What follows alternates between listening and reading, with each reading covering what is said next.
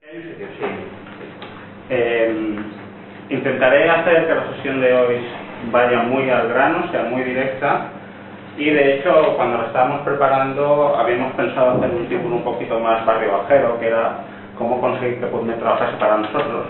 Yo creo que acabaremos consiguiendo eso, pero bueno, creo que sería necesario establecer una serie de premisas que nos van a servir para funcionar no solo en PubMed sino en cualquier base de datos. De todas maneras sí que es cierto que profundizaremos bastante en PubMed, pero ya será un poquito más avanzada la sesión, ¿de acuerdo? Miren, los objetivos que tengo... Pues ya me llamo mouse. Bueno, sí. Hay tres objetivos principales. Lo primero, intentaré ayudarles a aprender a diferenciar lo que queremos de lo que verdaderamente necesitamos, porque no es siempre lo mismo. Una de las consultas que nos suelen llegar a la biblioteca es cuando viene un compañero y lo primero que nos dice es: quiero todo lo que haya salido sobre. Bueno, pues, esas búsquedas son extraordinariamente sencillas. El problema es cuando tenemos un listado de 10.000 documentos y se lo pasamos a la gente que nos lo ha pedido y dice: no, yo no necesito 10.000 documentos, lógicamente. Lo que queremos no es lo que necesitamos. Una de las cosas que aprenderemos hoy será precisamente a intentar conseguir un volumen de resultados un poquito más manejable. Luego miraremos algunas técnicas de búsqueda geográfica, seguro que muchas de ellas ya las utilizarán habitualmente, pero bueno, para que estemos todos en la misma base las veremos también y, como les decía, profundizaremos en PubMed. Miren, yo como documentalista es mucho más fácil que les explique qué entiendo yo por información que no que ustedes me enseñen medicina. Entonces, como solo tenemos 3/4 de hora o así, vamos a ver si están de acuerdo conmigo en estas cosas que les voy a comentar. La información es un concepto que puede tener muchos adjetivos asociados. El primero es que normalmente lo que deseamos es conseguir, cuando buscamos información, lo que deseamos es tener una información que sea correcta. Tener una información que sea correcta, ¿qué nos permite? Nos permite diversas cosas. Si tenemos la información que verdaderamente necesitamos, y eso lo entrecomillo, ya veremos luego por qué, lo primero que vamos a tener en nuestra pantalla es el estado de la cuestión del tema que hemos buscado. ¿Sí? Normalmente siempre empezaremos a mirar los resultados por, posiblemente, fecha de publicación, etcétera, etcétera, y entonces de un vistazo podremos ver qué se está publicando, de qué se está hablando en aquella materia que nosotros hemos buscado. Conocer el estado de la cuestión implícitamente nos permite también, sobre todo si nosotros estamos haciendo alguna investigación, si estamos llevando a cabo alguna investigación, duplicar esfuerzos. Es decir, si sabemos que alguien está haciendo exactamente esto, quizás nosotros no deberíamos hacerlo. Luego hay información extraordinariamente redundante en la red. Pero bueno, sería una situación en la que nos podríamos encontrar y nos podríamos plantearlo, es decir, cómo aportar nuestro granito de arena y no replicar exactamente las cosas que ya se están llevando a cabo. Y este granito de arena, pues, por supuesto, podría aportar las bases para una nueva investigación. La información, como les decía, también puede ser abundante, incluso desbordante, puede haber demasiada. ¿Eso qué nos provoca? Pues que cada vez tenemos más recursos a consultar, es decir, cada vez hay más bases de datos que deberíamos consultar, sobre todo si queremos ser exhaustivos. ¿Por qué? Lo veremos después. No todo está en PubMed. Hay veces que decimos, necesito otra cosa, me voy a PubMed, pues quizás no sea una buena idea. ¿Vale? Y esos más recursos que tenemos a consultar si queremos ser exhaustivos, sobre todo si estamos haciendo una investigación seria, etcétera, etcétera, al final lo que nos va a provocar es que tengamos que escoger dónde queremos buscar las cosas que queremos encontrar. Eso puede ser un problema, porque implícitamente es un poco lo que les comentaba antes. Siempre es natural que sea así, yo diría que es hasta bueno que sea así. Vamos a intentar quererlo todo. Vamos a partir de la base de que seguramente pensaremos que vamos a poder leer, que vamos a poder atender, que vamos a poder asimilar todo lo que se haya publicado en un tema. Puede ser que sí, puede ser que no. Veremos si eso finalmente pasa. Como queremos abarcarlo todo, como lo queremos todo, seguramente hará que no discriminemos dónde. Y entonces lo que es posible que pase es que las bases de datos que no consultemos, los recursos que no consultemos, sean los que no conozcamos.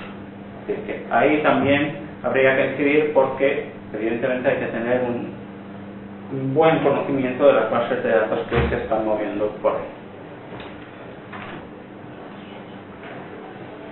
Si lo queremos todo y buscamos en todos sitios, vamos a poner que estamos en un mundo ideal, que tenemos todo el tiempo en el mundo, etcétera, etcétera, etcétera, ¿qué nos pasará? Que nos daremos cuenta que tenemos demasiada información.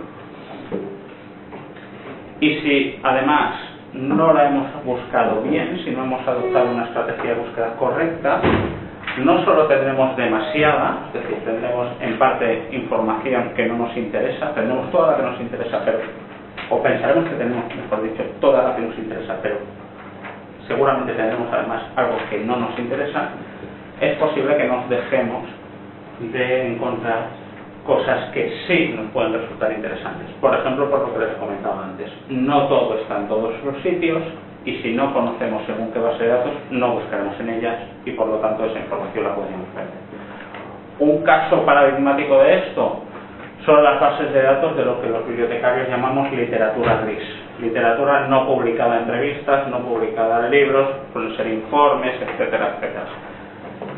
Si ese tipo de literatura no sabemos buscarla o no sabemos dónde buscarla, la perderemos. Y a veces puede ser tan o más interesante que las cosas que hayan salido publicadas por ahí. Entonces, partiendo de estas premisas, vamos a entrar ya en materia a lo que sería propiamente búsqueda. Como les decía, cuando nos acercamos a una base de datos o al propio Google como base de datos paradigmática enorme que recoge todo Internet, etcétera, etcétera, etcétera, no es verdad, pero bueno, considerémoslo así. Yo lo primero que les diría es que se pregunten a sí mismos verdaderamente qué necesitan, de verdad. Tienen que intentar cambiar la frase con la que se acercan a la biblioteca o con la que se acercan a la base de datos diciendo quiero todo esto, todo lo que haya salido publicado por necesito esto. ¿Necesito en qué sentido? Si lo queremos todo, necesitamos artículos publicados en japonés. Yo no sé japonés, lo reconozco. ¿Puedo conseguir resultados en japonés? Sí. ¿Me van a servir de algo? Seguramente no. Si lo queremos todo, estoy dispuesto a pagar 50 euros por un artículo de una revista que no tiene nadie en España y hay que pedirlo a una biblioteca extranjera, etcétera, etcétera, etcétera. Puede ser que sea tremendamente interesante, puede ser que no. Aquí evidentemente ya entran prejuicios. Si consideramos que las revistas buenas ya suelen estar suscritas por las grandes bibliotecas y que no haría falta irse fuera de España para conseguir el artículo, porque necesitamos un artículo que haya sido publicado en una revista que no conocemos de nada. Ese tipo de cosas son las habituales que nos tendríamos que plantear a la hora de buscar información verdaderamente, si lo queremos todo. Aparte de eso, como les decía, lo que tendría también mucho sentido es que conociésemos todos las fuentes de información más habituales de nuestra área. No todo está en PubMed, no estaría de más tener acceso a otras fuentes de información, si quieren complementarias, pero a las que también pudiéramos acceder. Hay algunas que no hace falta, sin ir más lejos, que el Instituto Bullman las compre porque ya son patrocinadas o pagadas, suscritas por el Ministerio, por la Generalitat, etcétera, etcétera. Entonces, conseguir el acceso a ellas es un tema burocrático, pero se puede conseguir relativamente fácil. Y, evidentemente, aparte de conocer qué bases de datos podríamos acceder, tendríamos que saber cómo buscar en ellas. Hoy, sin ir más lejos, como les decía anteriormente, profundizaremos un poquito en PubMed. Ejemplos de lo que estaba diciendo. Lo primero que tendríamos que saber es que no nos podemos fiar, luego veremos algún ejemplo básico si quieren, pero luego los veremos, no nos podemos fiar de todo lo que encontremos. El Col·legi Oficial de Metges de Barcelona lleva desde hace algunos años una iniciativa, se llama Web Médica Acreditada, seguro que lo habrán visto, que es este sello de aquí. Si se encuentran una página con este sello y clican en ese sello, llegarán a una página web externa al hospital que la tenga, o a la asociación que la tenga, o a la sociedad que la tenga, y en esa página web externa les explicarán qué es lo que se pueden encontrar. Sobre todo a qué nivel. Pues quién está detrás de esa página, de ese hospital, cada cuánto actualizan la información, cuál es el sentido, si hay conflicto de intereses, si no los hay, etcétera, etcétera, etcétera. Es decir, puede ser, como un ejemplo muy vasto, si ustedes me permiten, de que haya una página que esté acreditada por el colegio, pero que tenga un conflicto de intereses muy evidente. Bueno, si ese conflicto de intereses queda bien reflejado y queda bien explicado, yo, sabiendo esta premisa, puedo considerar de fiarme de lo que estoy leyendo o no. Es decir, no es que nos vayan a mentir, sino simplemente tenemos que conocer un poco las intenciones de la gente que ha producido esa información. Ahora es, yo creo, más necesario que nunca este tipo de sellos. A nivel de aquí en Cataluña tenemos, como les decía, la iniciativa del Col·legi, que incluso es tan conocida que se ha extendido a otras comunidades autónomas de España o a otros recursos internacionales. Al lado tienen la certificación del ONCODE, que es muy similar, más o menos las mismas cosas. Como les decía, ahora es muy difícil distinguir de qué nos podemos fiar, de qué no nos podemos fiar, aparte por nuestro propio conocimiento, evidentemente. Cuando el web empezó a moverse de fuera de lo que sería el ámbito militar, americano, etcétera, etcétera, que el famoso ARPANET y todo esto, saber lo que era una página profesional de una página amateur era muy sencillo. Yo mismo correría prácticamente el año 93, ya tenemos una edad, yo me dedicaba a hacer páginas web y codificaba. Mi editor de páginas web era el Notepad y yo sabía programar en HTML puro y duro y luego conseguía que las páginas tuviesen sentido. Las empresas que podían destinar un poco de presupuesto a ello, pues ya se preocupaban que su imagen de marca, por decirlo de alguna forma, saliese mejor parada de lo que una persona como yo les podía proporcionar. Entonces era muy evidente quién se había preocupado de gastarse unos dineros en su página web de quién no se había preocupado. Y entonces podíamos ver quién era profesional de quién era amateur. Con la intención que fuese, pero lo veíamos bastante claro. Hoy en día, con los editores web que hay, esta frontera es un poquito más difusa. Nosotros, sin tener ningún tipo de conocimiento de programación, podríamos hacer un web con relativa facilidad y con la mejor de las intenciones, pero que a lo mejor las cosas que escribiésemos allí por nuestro propio desconocimiento ya no estuviesen actualizadas, etcétera, etcétera. Por otra parte, otro de los aspectos que comentábamos, tendríamos que saber qué queremos, porque no todo está en todos los sitios. Por ejemplo, aquí les pongo dos logotipos de dos bases de datos que seguro que conocen. Primero es PubMed y el segundo es TDX. Son bases de datos complementarias.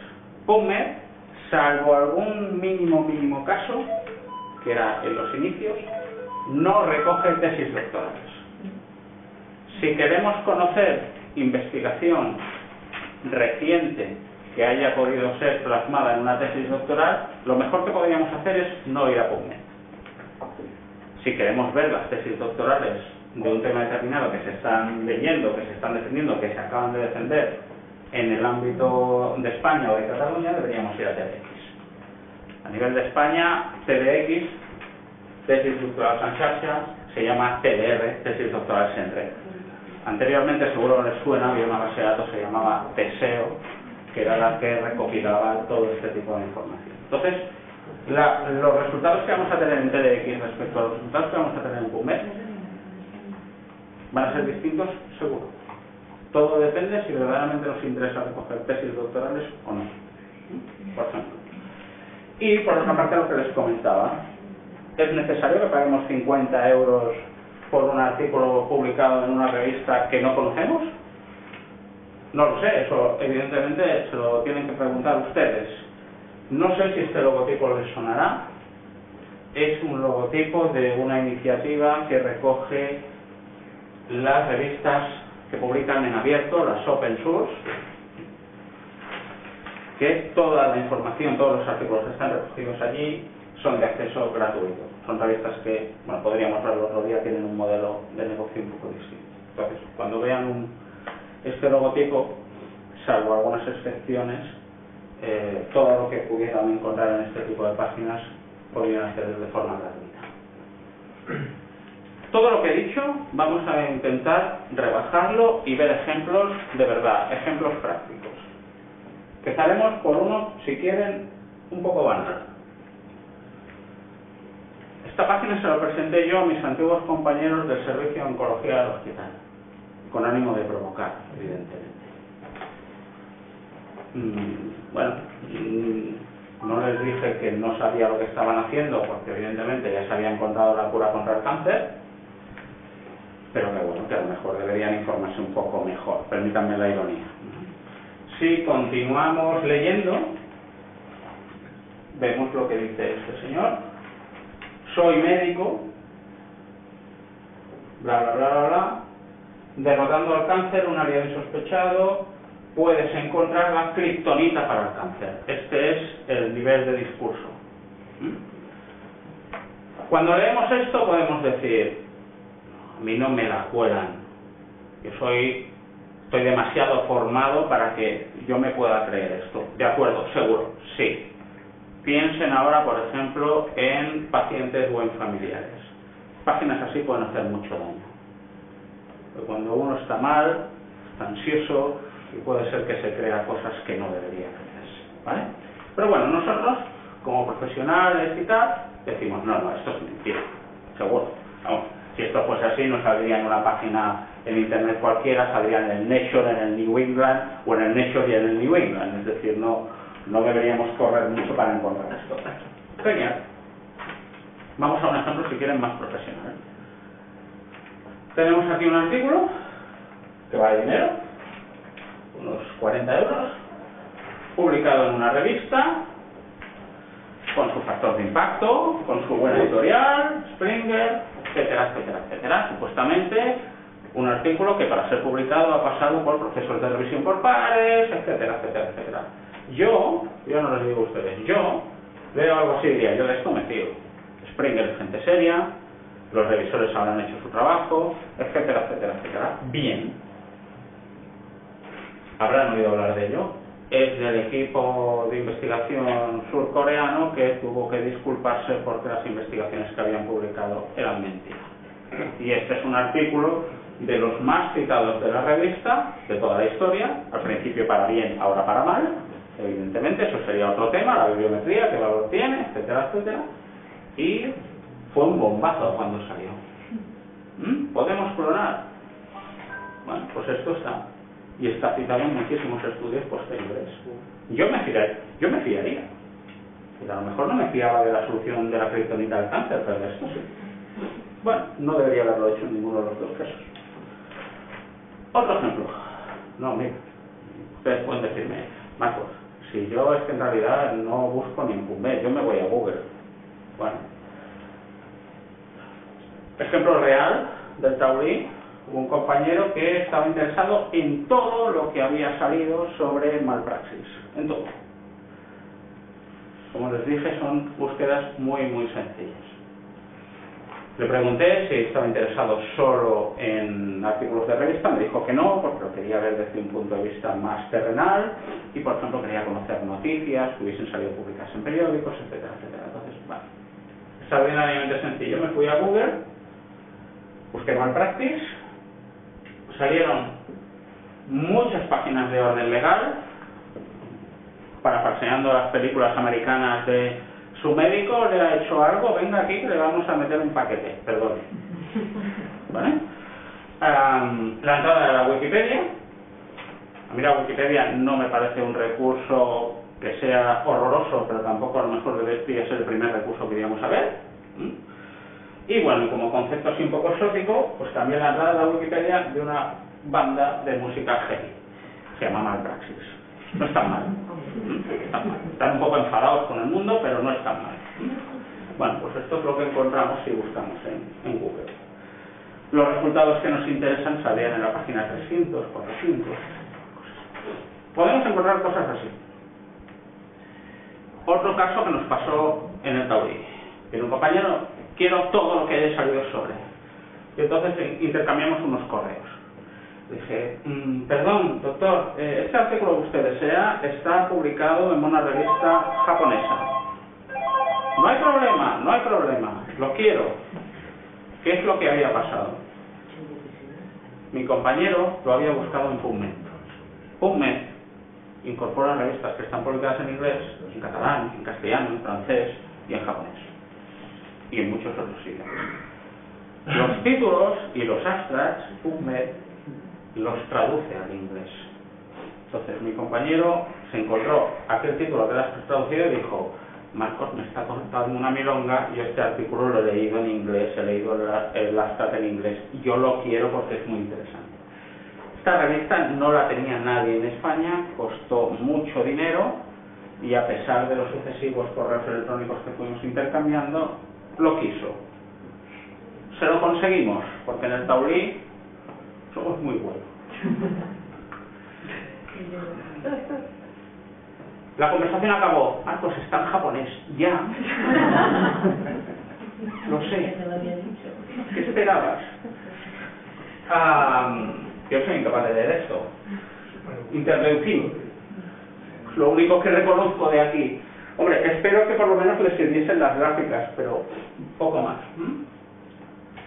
Y bueno, lo más normal que se encuentren son artículos o informaciones de este calibre, es decir, artículos en una revista normal, de otra editorial. Nos seguiremos con Springer, pobres. Lo que pasó en el equipo norte del surcoreano seguro que pasó en muchas más editoriales. De una revista con su factor de impacto, con su visibilidad, con su revisión por pares, etcétera, etcétera, pero que cuando queremos acceder a él nos dice, mira, o te suscribes o me dices cuál es tu número de visa y por un módico coste te lo podremos conseguir. Por eso es importante que cuando necesiten alguna cosa, tanto el artículo en sí como ayuda para realizar las búsquedas se dirijan a su biblioteca. La biblioteca es el vehículo ideal, entre otras muchas cosas, que les permitirá pasar más allá de esta pantalla. Bien, entonces, sabiendo lo que nos podemos encontrar, la kriptonita del cáncer, artículos en japonés, artículos que son mentira, artículos que son verdad. De cara a afrontar una búsqueda de información, yo les recomendaría que siguiesen esta serie de pasos. Primero, intentar convertir lo que nosotros queremos volcar en una estrategia de búsqueda en una matriz de conceptos. ¿Qué quiero decir con esto? Intente buscar sinónimos a cada uno de los términos con sentido que ustedes quieran utilizar en la búsqueda. Luego veremos por qué. Y, evidentemente, miren a ver hasta dónde quieren llegar, lo que les comentaba antes. Qué costes pueden asumir, qué idiomas pueden tratar, etcétera, etcétera, etcétera.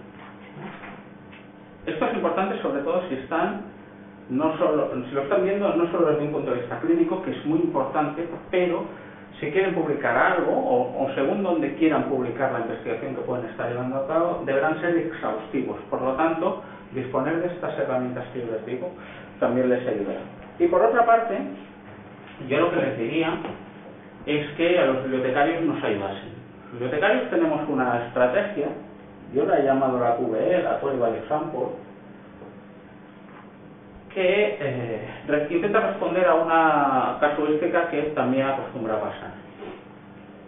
A mí, por lo menos, me llegaba gente a la biblioteca y me decía, Marcos, he hecho una búsqueda, me he tirado muchos ratos, he encontrado mucha documentación, pero solo he encontrado 2 artículos que me interesan. Y yo siempre les decía, tráemelos, dime cuáles son. Disponer yo de esos 2 artículos me permite intentar hacer una búsqueda, una estrategia de búsqueda, después de hablar con ustedes, evidentemente, me permite diseñar una estrategia de búsqueda que recupere esos 2 artículos. Pero recuperando esos 2 artículos recuperaré también los que se les parezcan mucho. Entonces, a través de esa búsqueda por el ejemplo, tendríamos un corpus documental un poco más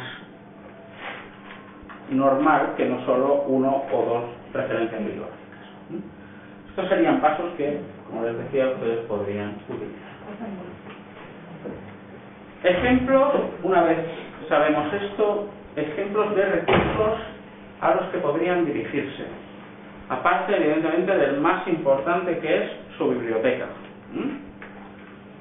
Pues esto es algo que veremos. Esto es lo que hace que PubMed trabaje para nosotros, que es el MyNCBI.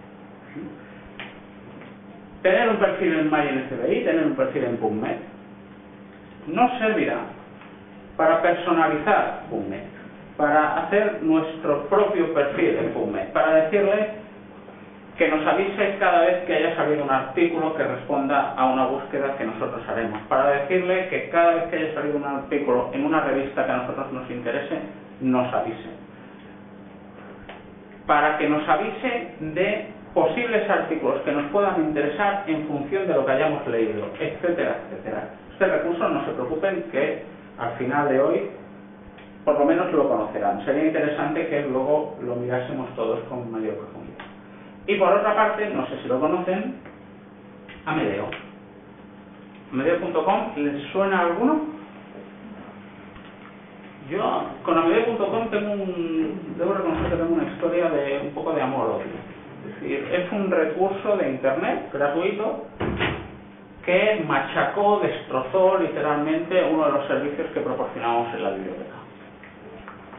Cuando yo llegué a la biblioteca del Taulí, y me permitirán que haga un poco de digresión, pero creo que así queda reflejado lo que es exactamente el recurso. Cuando yo llegué a la biblioteca del Taulí, la gran parte de la colección estaba en papel. Uno de los servicios que nosotros hacíamos era el llamado boletín de sumarios. Es decir, cogíamos la revista con su frecuencia, semanal, mensual, etcétera, etcétera, y hacíamos N fotocopias de los sumarios y se lo enviábamos a N compañeros, para que así estuviesen enterados de lo último que había salido en las revistas de su interés. Fíjense que digo revista y no área, porque no es lo mismo la revista que un área, ¿vale? Y un buen día encontré una página web que decía que me podía proporcionar de forma gratuita todos los sumarios de un montón de revistas que había en internet. Me suscribí. Si ustedes entran a Amedeo.com, verán que hay un montón de disciplinas, un conjunto enorme de disciplinas, y dentro de cada una de ellas ustedes pueden elegir entre un listado de entre 20 y 50 revistas que están relacionadas con esa disciplina, para que les avise de la salida del sumario, de la salida de la revista propiamente dicha a través del sumario. ¿Qué pasa? Utilizando Amedeo.com y no las fotocopias que nosotros les enviábamos a los usuarios, lo que conseguíamos era mantener informada a la gente de lo que teníamos en la biblioteca, pero también de lo que no teníamos en la biblioteca. Porque había revistas a las que nosotros estábamos suscritos y por lo tanto teníamos el papel, y revistas a las que no. Tengan cuidado de todas maneras. Yo les comento mi experiencia personal. Yo entré en Amedeo, me vi que había 50 perfiles. Dentro de cada uno de los perfiles había la posibilidad de recibir la alerta de 50 revistas distintas. Cada vez que saliese un artículo de una materia te avisaba, frecuencia semanal o así. Yo hice 50 por 50. La segunda semana que recibí 50 correos con cerca de 200 referencias cada uno, me desuscribí. O sea, no podía asumir eso. Es decir, tuve que escoger bien las revistas de las cuales quería recibir noticias. Por eso a veces esto les sonará lo que comentábamos antes, es decir, no lo necesitamos todo, lo queremos todo, pero cuando recibimos un correo que es tan largo como el Quijote, pues nos damos cuenta que no lo podremos leer, y menos semanalmente, ¿no? Y pensando además que solo son astras, ese artículo completo ya era absolutamente imposible. Bien, algunos recursos que seguramente les sonarán. Les he hecho aquí una tabla comparativa, no se preocupen, estos apuntes los tendrán, los pueden mirar en el momento que quieran. Bases de datos que estaría bien que en algún momento pudiésemos tener acceso, ¿por qué no? Tenemos PubMed. ¿Por qué utilizamos principalmente PubMed? Bueno, porque PubMed está muy bien. tiene un proveedor que es serio, es decir, es un proveedor de información del cual yo me puedo fiar, como es la National Library of Medicine de los Estados Unidos. Tiene 24 o 25 millones de referencias, son muchas referencias, y seguro que encontraremos cosas. Está a partir del año 66, 67 y es gratis. ¿Vale? Esas son las premisas de PubMed. Por otra parte, seguro que a alguien le suena Embase. ¿Le suena Embase? Embase. Embase es una base de datos, comparémoslo un segundo con PubMed, que también tiene un buen proveedor, ¿vale? El Sevier. Bueno, no es una biblioteca, pero es una buena editorial. Tiene una cobertura anual más grande que PubMed y tiene más referencias que PubMed. Y la conoce menos gente que PubMed. ¿Por qué?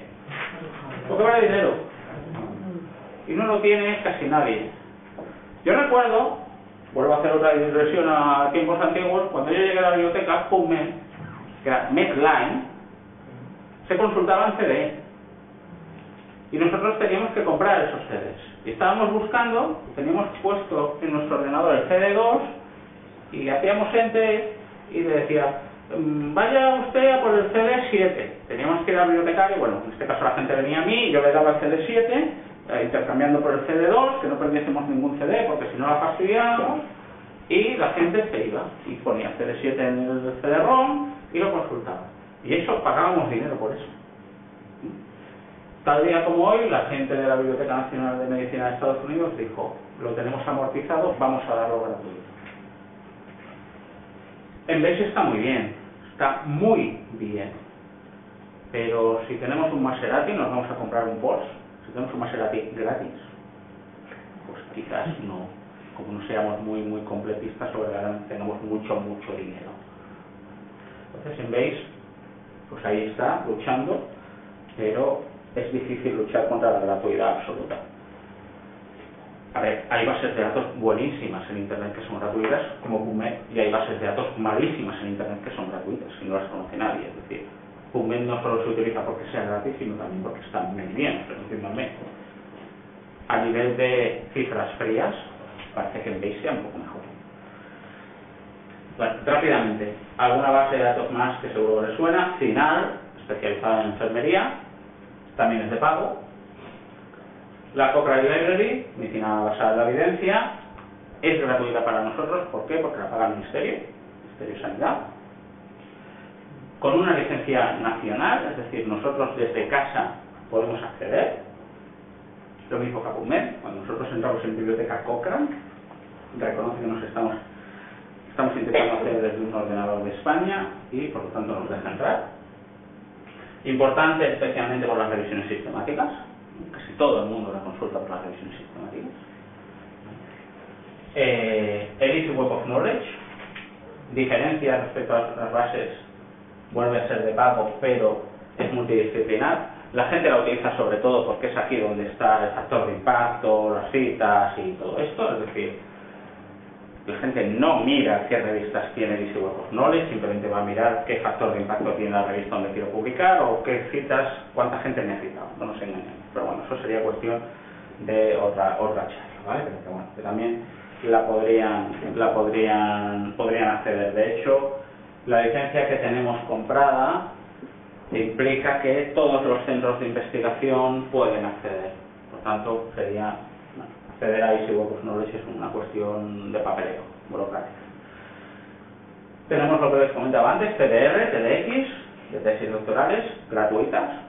60 y pico mil tesis doctorales están a texto completo disponibles. Las utiliza relativamente poca gente.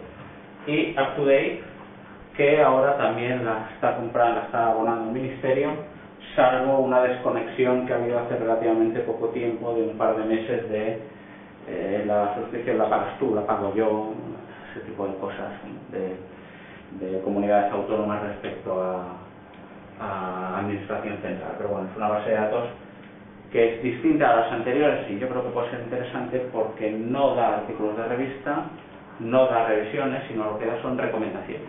Es un tipo documental un poquito distinto. Entonces verán que hasta cierto punto todas estas bases de datos son complementarias. Tenemos una gratuita, tenemos una de pago, tenemos una de enfermería, tenemos una de revisiones, una para el factor de impacto y las citas, una para tesis y otra para recomendaciones. Esto debería ser más o menos todas las bases de datos que para ir bien, como mínimo, deberíamos consultar. Ni yo consulto todas estas bases de datos cuando hago una búsqueda, pero bueno, en un mundo ideal quizás debería ser así. Bien, buscando en cualquier base de datos vamos a encontrarnos diversos problemas. Siempre nos va a pasar esto de aquí. Vamos a tener que hacer la cuadratura del círculo. Es decir, dentro de una gran base de datos, que puede ser el cuadrado, nosotros vamos a hacer una búsqueda y lo que nos va a interesar va a ser el círculo, que son los conjuntos de documentos que responden a una consulta. Hacemos la búsqueda y recuperaremos sistemáticamente, lo siento, el cuadrado. ¿Cuál es la diferencia? Pues que superponiendo el círculo al cuadrado nos salen tres zonas. La roja, que son aquellos documentos que hemos conseguido y que nos interesan. La amarilla, que son aquellos documentos que hemos conseguido y no nos interesan para nada. Seguro que les ha pasado, que buscan una cosa y dicen, ¿listo? Pues esto es lo que los bibliotecarios llamamos ruido. Y la verde, que para mí es la más peligrosa, que es el silencio, es decir, aquello que nos interesa que no hemos conseguido. Y esto también pasa, ¿no? Que hacemos una búsqueda y decimos, pero ¿cómo es posible que no haya salido este artículo si es que es de cajón, si es el que yo tengo? Pues esto es lo que les comentaba del silencio informativo. Siempre vamos a jugar con esto. ¿Cómo podemos combatirlo? ¿Cómo podemos hacer la cuadratura del círculo? ¿Cómo podemos, en definitiva, consultar cualquier base de datos? Miren, lo primero, el lenguaje natural. Pues los bibliotecarios llamamos lenguaje natural. ¿Qué es esto del lenguaje natural? Interrogar la base de datos tal y como hablamos. Les pongo un ejemplo. PubMed. Y retomamos aquello que les decía hace unos minutos de la importancia de tener claro el corpus conceptual de lo que estamos buscando. Un día hice una búsqueda muy sencilla en PubMed para conseguir artículos sobre la gripe. Mis conocimientos de Blip y Co me decían que gripe era flu. Yo puse flu en PubMed, hice intro y salieron 27.000 documentos, que son muchísimos. Pero PubMed es una base de datos de millones y millones de referencias. Entonces yo me pregunté, ¿están todos los artículos sobre gripe están aquí? Y pensé que no. Me fui al Collins, español-inglés, inglés-español. Y después de flu vi que ponía influenza. Y puse influenza. Estrategia de búsqueda número 2. 47.000. Combinando las dos estrategias a través de un operador booleano, el OR, que lo veremos después, salían 50.000. ¿Qué quiero decir? Si yo me hubiese quedado en mi zona de comodidad y no hubiese ido más allá, si no me hubiese preocupado de mejorar la búsqueda, me hubiese perdido el 50% de los resultados. Nada menos. Por eso les decía que sería interesante que siempre se planteen una forma más de buscar las cosas. Pero bueno, esto es lo que nos da el lenguaje natural. El lenguaje natural nos proporciona una forma muy rápida de buscar, pero en la cual vamos a necesitar mucho tiempo para desbrozar los resultados. Siempre vamos a conseguir muchísimos resultados, a no ser que nos equivoquemos y cometamos algún error ortográfico, etcétera, etcétera. Piénsenlo. Si ustedes hacen una búsqueda en PubMed o donde sea y les sale un 0, ¿es posible que nadie en el mundo haya pensado lo mismo nunca? Puede ser, pero lo mismo no. Entonces, otra estrategia, los truncamientos. ¿Alguien sabe a qué me refiero? ¿No? ¿No han utilizado nunca el famoso asterisco a la hora de buscar? Sí. El truncamiento es lo que hace. Busca palabras que empiezan por. ¿Vale? Entonces, utilizando el truncamiento, tendremos más resultados. Seguramente reduciremos el silencio, pero posiblemente aumentaremos el ruido. ¿Vale? En el caso que les ponía aquí, no es lo mismo buscar cirugía colorectal, por ejemplo, que buscar cirugía colorectal o cirujano colorectal. Pueden ser artículos interesantes en ambos casos, pero la diferencia son casi de 1000 resultados, un 10%. Las comillas. ¿Utilizan las comillas cuando buscan? A mí me gustan mucho. Las comillas lo que obligan es a la base de datos a buscar exactamente, entre comillas, lo que queremos. Me explico. Fíjense. Una búsqueda muy simple. Cirugía de la mano. Sin comillas, casi 9.000 resultados. Con comillas, 1.000. Las comillas nos han servido para desplazar, extraer, quitar 7.000 resultados. Nada más y nada menos. Cuando nosotros buscamos hand surgery, entre comillas, busca exactamente hand surgery. Y nos perderíamos, por lo tanto, surgery of the hand. ¿Me siguen? Por eso digo que busca exactamente lo que estamos poniendo. Por lo tanto, las comillas reducen el ruido, pero pueden aumentar el silencio. Es decir, es como si desplazásemos el círculo alrededor del cuadrado. Pero claro, nos evita que, por ejemplo, en esta búsqueda de aquí, uno de los resultados, no el primero, ni el segundo, ni el 100, pero es posible que el 2000 o el 3000, sea el Quijote. ¿Por qué sale el Quijote si escribimos hand surgery? Porque en la página 200 del primer volumen sale la palabra mano y en la página 328 del segundo volumen sale la palabra cirugía. ¿Responde a la pregunta? Sí. Aquí lo tienes. Las comillas, como les decía, para centrar bien un tema, pueden ayudar mucho. Y luego, los descriptores, que esto es algo bastante exclusivo de Puma. Seguro que les suena. ¿Alguien consulta el mesh? Cuando nosotros entramos en el mesh, lo que encontramos no son artículos, sino entradas de diccionario. ¿Se fijan? Hay uno de rehabilitación neurológica, podríamos utilizarlo, pero hay que tener cierto cuidado, porque, por ejemplo, aparte de que nos ponga la definición, que siempre está muy bien, saber que la máquina entiende por ese concepto es lo mismo que nosotros entendemos, utilizar este descriptor es un poco peligroso, porque tiene solo unos meses de vida. Ha empezado a ser utilizado desde enero de este mismo año. Y la propia base de datos nos dice, mira, si quieres artículos publicados hasta el 2015, busca rehabilitación y bucea un poco, ¿vale? Pero este es un descriptor que deberíamos conocer. ¿Sí? Bien. ¿Cómo jugar con todo esto? Ya estamos acabando. Para jugar con todo esto vamos a utilizar los operadores booleanos. Los operadores booleanos, seguro que los han utilizado, incluso hasta sin saberlo, es lo que nos permite combinar conjuntos de resultados. El operador booleano por antonomasia es el i, el and, el que utilizamos no poniendo nada. Cuando nosotros vamos a Google y ponemos una palabra, espacio, otra palabra, lo que le estamos diciendo a Google es que busque aquellas páginas web en las que salen las dos palabras explícitamente. Por lo tanto, sale la zona roja. Utilizando el AND, tenemos menos resultados. Por otro lado, tenemos el O. El O es para buscar sinónimos. ¿Recuerdan aquel ejemplo que les ponía del flu o influenza? Pues aquí recuperaremos los que hablen de los dos conceptos, o los que utilicen, mejor dicho, los dos conceptos, o los dos conceptos a la vez. Y el no, que nos recoge aquellos documentos que no hablan de algo de lo que no queremos oír. Estos serían los tres operadores booleanos más habituales. Estamos acostumbrados, yo creo, a utilizarlos, pero hay que tener cierto cuidado.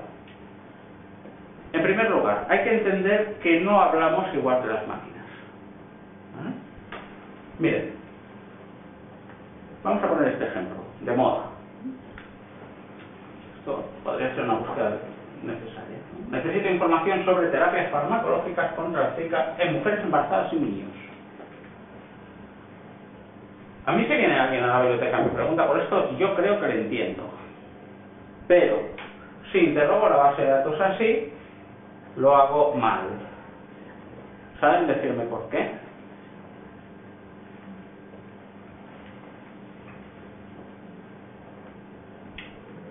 ¿No? Porque tú lo que quieres es, o sea, porque tal y como lo pones aquí, te buscaría los fármacos Zika y en embarazadas y en niños. Exactamente. En todo. Y a lo mejor...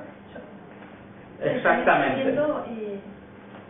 Aquí está el juego. En esta estrategia de búsqueda, que yo como persona humana entiendo, si lo traduzco a lenguaje máquina tal cual, embarazadas y niños, puedo tener mucha prisa y poner embarazadas a niños. No. En este caso, estos dos conceptos funcionan como sinónimos. No es verdad.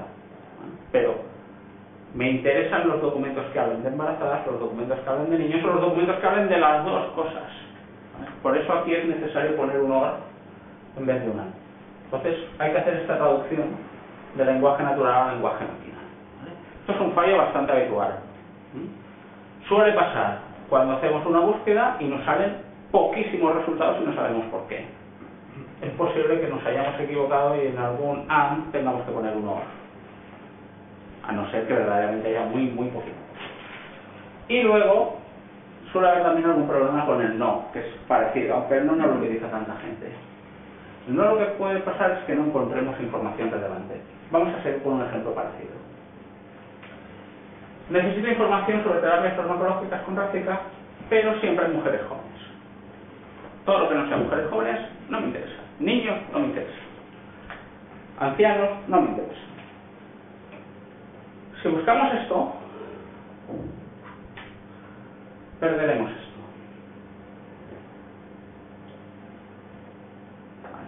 Porque en el momento que nosotros tengamos en este artículo, en este libro, mujeres jóvenes y adultas, cuando encuentra adultas lo tacha y no nos lo recoge. Hay que tener cuidado con lo que no queremos. Pues de lo que les decía, hay que distinguir lo que queremos de lo que necesitamos, pero también hay que tener cuidado con lo que no queremos. Hay que decírselo bien a la máquina. ¿Sí? ¿Lo ven? Miren, resumiendo la álgebra de Boole, iríamos por aquí. El y, el AND, lo que hace es aumentar la precisión. Y conseguimos resultados más interesantes, menos resultados. Pero puede ser que no recojamos cosas que nos puedan interesar. El O reduce la precisión, encontramos más resultados, pero también incrementa el ruido, seguro. Y el no reduce el ruido, tenemos muy claro lo que no queremos, pero puede ser que también tengamos más silencio, que reduzcamos los resultados que queramos encontrar.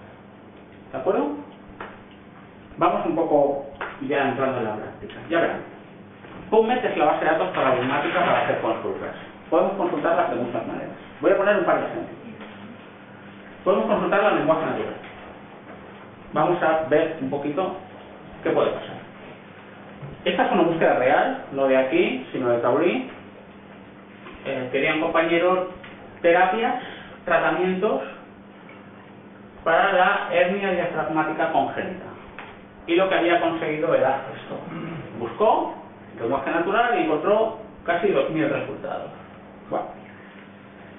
Jugando un poco con las comillas y los asteriscos, por ejemplo, introduciendo entre comillas congenital diaphragmatic hernia, de casi 2000 se quedó en 900. Esas comillas, a pesar de ponerle un truncamiento en treatment, para conseguir treatments, se quedó en la mitad de resultados, pero seguían siendo muchos documentos. Si lo buscamos a través de descriptores del mesh, vemos que hay un descriptor que es hernia diaphragmatic congenital y lo combinamos con hernia diaphragmatic therapies. Diet therapy, drug therapy, etcétera, etcétera. Haciendo esa combinación, por lenguaje controlado, por descriptor, es decir, fiándonos del trabajo que alguien en la National Library of Medicine ha hecho, de decir de que ese artículo va de esto y no va de esto otro, nos quedamos en 366. Es decir, hemos gastado más tiempo, pero hemos quitado un presumible ruido de cerca de 1500 referencias. ¿Vale? Pero no era eso lo que el compañero estaba buscando. Porque no lo necesitaba todo, no quería todo lo que nosotros le habíamos encontrado. Él quería los artículos recientes.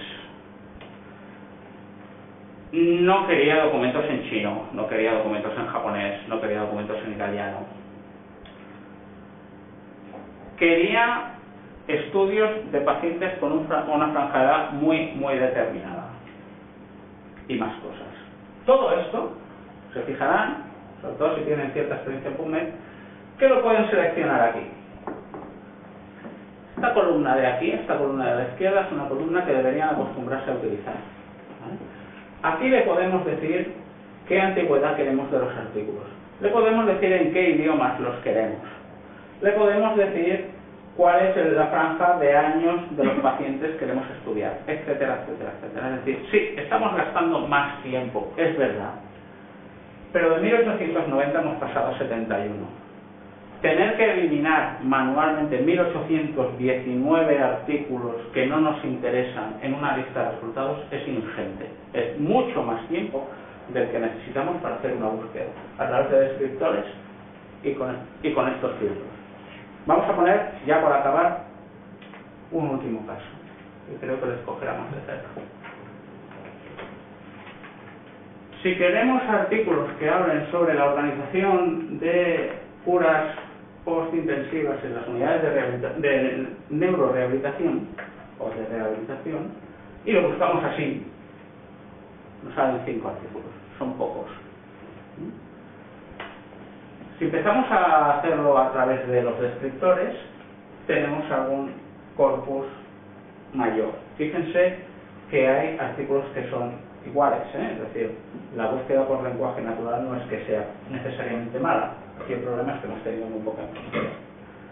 Pero si además lo que queremos es ver lo que verdaderamente nos interesa, que en este caso eran las revisiones, y lo seleccionamos porque otro de los filtros que tenemos aquí a la izquierda es por tipología de artículo, nos volvemos a quedar con un corpus muy pequeño, pero son los artículos que verdaderamente necesitamos. Entonces, yo lo que les recomendaría es que siempre utilicen una búsqueda por descriptor jugando con los filtros. ¿Cómo hacer esto? Miren, lo que pueden preguntarse es, ¿las búsquedas así, que las que voy a gastar tanto tiempo, es necesario que las haga cada vez? No. Lo que tienen que hacer es, lo que les decía, abrirse un perfil en MyNCBI y grabar la búsqueda para que nos avise cada vez que haya salido un resultado que nos pueda interesar. ¿Dónde está esto del MyNCBI? Si ustedes entran en PubMed, vamos a ver si encuentro una página, una pantalla. No sale en el pantallazo, pero arriba a la derecha verán un enlace que pone MyNCBI. Que cuando entren, verán que si tienen un perfil en Google, si tienen un Gmail, ya tienen un perfil en MyNCBI. Si no lo tienen, se registran y le dan a intro. De las cosas que pueden hacer con el MyNCBI, viene todo esto de aquí. Tenemos un histórico de lo último que hayamos buscado. Podemos hacer colecciones de artículos, seleccionarlos y guardarlos que sean nuestros favoritos, aquellos artículos que necesitamos. Artículos que sean escritos por nosotros. Podemos tener también nuestra propia colección. Y sobre todo, lo más interesante es que podemos guardar la búsqueda.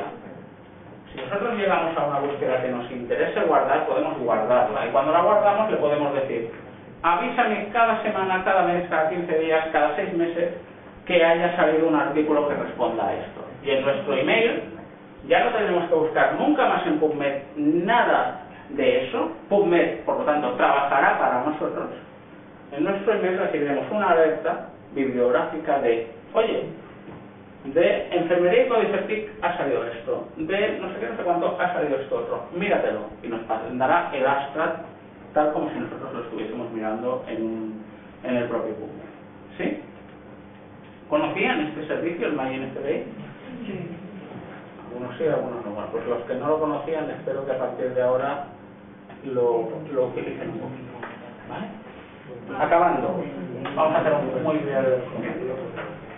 Recuerden, diferencien un poco entre lo que quieren y lo que necesitan, es importante. Incluso una vez lo tengan, también podrían ayudarse en una aplicación de gestión bibliográfica. Pero esto ya lo miraremos en el hipotético caso lo desease en otro día, tipo Mendeley, tipo EndNote, etcétera, etcétera. Seguro en Mendeley están aburridos de utilizarlo.